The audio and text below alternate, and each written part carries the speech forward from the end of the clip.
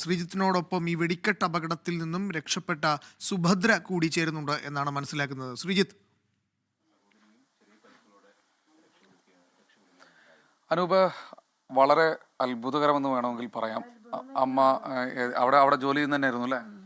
എന്തായിരുന്നു സംഭവിച്ചെന്ന് ഓർമ്മയുണ്ടോ? സംഭവിച്ചതെന്ന് വെച്ചാൽ ഒരു അപ്പുറത്താണ് പൊട്ടൽ കേട്ടത്. പക്ഷെ ഞാൻ നിൽക്കുന്ന സ്ഥലത്ത് ഇങ്ങനെ ഈ പൊടിപടലങ്ങളൊക്കെ തന്നെ ആകെ അങ്ങനെ ഇതായിട്ടേ അത് കണ്ടപ്പോൾ തന്നെ നിന്നിരുന്നേ. ഞങ്ങൾ ഒരു വീടിൻ്റെ പുറത്തായിട്ട് ആ ഒരു മാവും ചോടുണ്ടായി, അവിടെയാണ് പണിയെടുക്കുന്നത്. അപ്പോൾ അവിടെ നിന്നാണ് അങ്ങോട്ട് ഓടി അപ്പുറത്തേക്ക്. കുറേ ആൾക്കാർ ഇങ്ങോട്ട് ഓടി, കുറേ ആൾക്കാർ അപ്പുറത്തേക്ക് ഓടി. കുറേ വഴി ചെന്നിട്ട് തിരിഞ്ഞു നോക്കിയത്. പിന്നെ മുറിവ് സാരമുള്ള മുറിവാണോ? കുഴപ്പമില്ല, എന്നാലും ഈ ഭാഗത്താണ് ഇവിടെ. അതെന്തോ ഒരു സാധനം ഓടാണോന്ന് പറയാൻ പറ്റില്ല. ഇല്ല, പൊള്ളലൊന്നും ഏറ്റിട്ടില്ല. എത്ര കാലമായിട്ട് അവിടെ ജോലി ചെയ്യുന്നു? ഞാൻ 2 കൊല്ലമായിട്ടുള്ളൂ. എന്താണ് ശരിക്കും അവിടെ ജോലി? എന്താണ് അവിടെ? പല പണികളുണ്ട്. ഈ കുമ്പെന്നൊക്കെ പറഞ്ഞിട്ട് ഇങ്ങനെ ഓരോ സാധനങ്ങളുണ്ട്. അതിനിങ്ങനെ ഈ സ്റ്റിക്കർ ഒട്ടിക്കുക, പിന്നെ തിരി ഇടുക, റബ്ബർ ബാൻഡ് ഇടുക, പിന്നെ ഈ ഇത്ര പോകുന്ന ബോള് പോലെ സാധനം ഉണ്ട്, അതിന്മേ ഈ നൂല് ചുറ്റുക, അങ്ങനെ ഓരോ പണികള്. ഞാൻ ചോദിക്കട്ടെ, അപ്പൊ ഈ എവിടെ നിന്നാണ് ആദ്യം പൊട്ടിയെന്നോ അമ്മയ്ക്ക് ഓർമ്മയുണ്ടോ? കണ്ടിട്ടില്ല. ശബ്ദം കേട്ടപ്പോ ഓടായിരുന്നു. ഏത് ഭാഗത്തുനിന്നൊന്നും നോക്കിയില്ല. ഈ ഷെഡിന്റെ ഉള്ളിലായിരുന്നു ഉണ്ടായിരുന്നല്ല? ഉള്ളിൽ ആരെങ്കിലും ഉണ്ടാണെന്ന് പറയാൻ പറ്റില്ല. അത് പുറത്ത്. ഞങ്ങള് 2-3 പേര് 3-4 ആൾക്കാർ പുറത്തായിരുന്നു. ഈ ഭവാനി എന്ന് പറഞ്ഞ ആള്, ഞാനും, പിന്നെ അനിത, ഇവിടെ തൊട്ടപ്പുറത്തെ വീട് അനിത, പിന്നെ എൻ്റെ അനിയത്തി ഇപ്പുറത്ത് വേറൊരു പണി. ഞങ്ങളിപ്പോൾ തിരി ഇങ്ങനെ എന്താക്കുക, മറ്റേത് ഈ മരുന്ന് പറഞ്ഞ സാധനം ഉണ്ടായി, അതിങ്ങനെ ഒരു അരിപ്പയിൽ വലിയ അരിപ്പുണ്ട്, അതിങ്ങനെ ഇട്ടിട്ട് ഇങ്ങനെ പൊടിച്ചുണ്ടാക്കുക. അവളപ്പുറത്തായിരുന്നു അനിയത്തി. പൊള്ളലേറ്റിട്ടില്ല, ഓടുമ്പോൾ വീണിട്ടാണോ എന്താണോ മേലൊക്കെ വേദന ഉണ്ടെന്ന് പറഞ്ഞു. അപ്പോൾ കുഴപ്പമില്ലാന്ന് പറഞ്ഞിട്ട് പോന്നു. ഇപ്പോൾ കുറച്ച് നേരത്തെ പോയി എടുക്കുന്നത് ആസ്പത്രിയിലേക്ക്. ഈ ആളുകളെ മുഴുവൻ പരിചയമുള്ള ആളുകളാണോ? കുറച്ച് ആൾക്കാരെ പരിചയമുള്ള. പിന്നെ അവിടെ ചെന്നിട്ട് പരിചയപ്പെട്ടതാണ് നമ്മൾ. എത്ര പേര് അവിടെ ഉണ്ടായിരുന്നു ധാരണ അറിയില്ല. കുറെ പല സ്ഥലത്തായിട്ടാണ് പണിയണതേ. ഒരു സ്ഥലത്ത് മാത്രമല്ല പണിയാണ്, പല സ്ഥലത്തും പണിയുണ്ട്. അപ്പൊ എത്ര ആളുണ്ടെന്ന് അങ്ങനെ പറയാൻ പറ്റില്ല. 42 പേരുണ്ടൊക്കെ ഉണ്ടെന്നൊക്കെ പറയുന്നുണ്ട്. 40ഓളം പൊതിച്ചോറ് കൊണ്ടുവന്നിരുന്നു. അത് ഭക്ഷണം കഴിക്കാൻ വരികയിലും ഒരേ സമയത്ത് വരില്ല. അത് കുറച്ച് പേര് അങ്ങനെ വരില്ല. അപ്പൊ നമുക്കറിയില്ല, അവര് കഴിച്ചു പോവുക, നമ്മള് കഴിച്ചു പോവുക. അപ്പൊ അങ്ങനെ എത്ര ആളുണ്ടെന്ന് പറയാൻ പറ്റില്ല. പറയാൻ കഴിയില്ല അല്ലെ? ഈ ഇങ്ങനൊരു ദുരന്തമൊക്കെ സംഭവിക്കും. നമ്മുടെ ഉണ്ടത്തിക്കൂടെ എന്ന് പറഞ്ഞൊരു കൊച്ചു ഗ്രാമം, വളരെ മനോഹരമായ ഒരു പ്രദേശം. അപ്പൊ അവിടെ ഇങ്ങനൊരു ദുരന്തമൊക്കെ സംഭവിക്കുന്ന നമ്മൾ ആരും തന്നെ പ്രതീക്ഷിച്ചിട്ടുണ്ടാവില്ല. ഇതിനു മുൻപ് ഇങ്ങനെ എന്തെങ്കിലും? ഇവര് പണിയെടുത്തേ പിന്നെ കുറെ കാലമായി അവര് പണി തുടങ്ങിയിട്ട്, പക്ഷെ ഒരു അപകടം ഉണ്ടായിട്ടില്ല.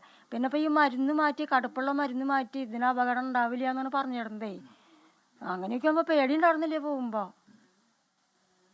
യാതൊരു പേടി ഉണ്ടായിരുന്നില്ല അല്ലേ? തീരെ പേടി ഉണ്ടായിരുന്നില്ല. അപ്പൊ ഈ വയസ്സായൊരു സ്ത്രീ ആയിരുന്നു, അത് ഉച്ചയ്ക്ക് പോയി. അപ്പൊ ഈ ചാനലുകാർ വന്നപ്പോൾ അവരോട് പറഞ്ഞു, എനിക്കൊരു പേടിയില്ല എന്ന് പറഞ്ഞു.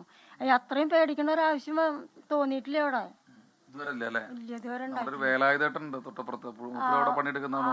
ഈ കുളത്തിന്റെ അവിടെയല്ലേ ആള് ഉച്ചയ്ക്ക് പോന്നു പറഞ്ഞു. ആൾക്ക് പിന്നെ കാരണം രക്ഷപ്പെട്ടു. ഈ പ്രേമാന്ന് പറഞ്ഞൊരു സ്ത്രീ ഉച്ചയ്ക്ക് പോയി. അതിനാണെങ്കിൽ എനിക്ക് ഓടാനൊന്നും വയ്യ. അത്രയും രാവിലെ കുറെ മാധ്യമപ്രവർത്തകരെ ചാനലുകാർ അവിടെ വന്നിരുന്നില്ലേ? ആ കൂട്ടത്തിൽ ഞങ്ങൾ ഉണ്ടായിരുന്നില്ല, ഞാനുണ്ടായിരുന്നില്ല. ഞാനൊരു ഉച്ചയ്ക്ക് 3 മണിക്ക് അവിടെ വരാമെന്ന് സതീഷ് ഏട്ടനോട് പറഞ്ഞിട്ടുണ്ടായിരുന്നു. ആ 3 മണിക്ക് ആണോ ഇത് സംഭവിച്ചത്? എപ്പോഴാണ് സംഭവിച്ചത്? 3 മണി പോരെ, 3:30 ആയി ഉണ്ടാവും. 3:30 കഴിഞ്ഞിട്ടാണ് ആയിരിക്കണത്.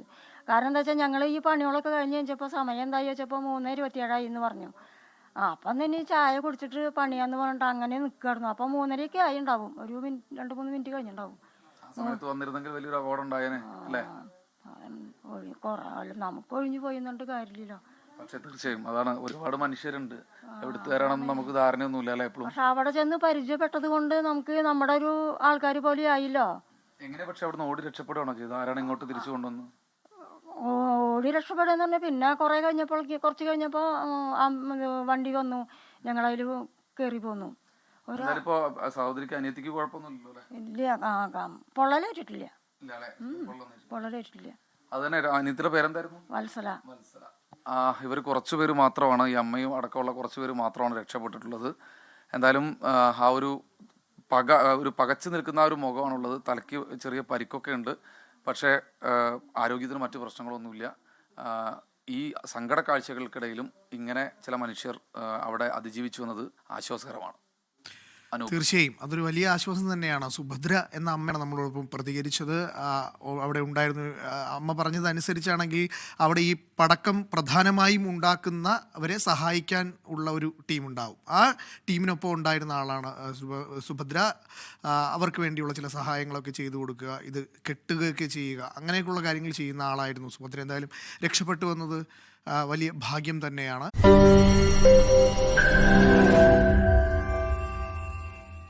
ലോകത്തെവിടെയായാലും ഏത് സമയത്തും 24 വാർത്തകളും ഓഗ്മെന്റഡ് റിയാലിറ്റി പാക്കേജുകളും എക്സ്പ്ലെയിനറുകളും വിശദമായി കാണാൻ ഞങ്ങളുടെ യൂട്യൂബ് ചാനൽ നിങ്ങൾക്ക് സബ്സ്ക്രൈബ് ചെയ്യാം.